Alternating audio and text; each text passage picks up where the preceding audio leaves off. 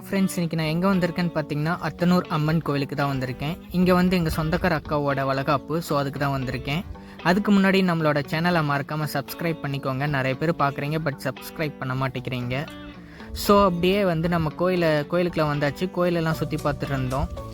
அப்படியே சுற்றி பார்த்துட்டு பொண்ணு மாப்பிள்ளையை போய் பார்க்கலான்னு போனோம். அங்கே போகிறப்ப பார்த்தா வந்து ரொம்ப க்ரௌடாக இருந்துச்சு. அப்போ தான் எல்லோரும் நிலக்கெல்லாம் வச்சுட்டு இருந்தாங்க. நிறைய பேர் மொய் வச்சுட்டு இருந்தாங்க. அங்கே தான் நம்மளோட அத்தை நின்றுட்டு இருந்தாங்க. அவங்களுக்கு ஒரு ஹாய் சொல்லிவிட்டு அப்படியே மாப்பிள்ளையும் பண்ணி இங்கேருந்தே பார்த்தோம்.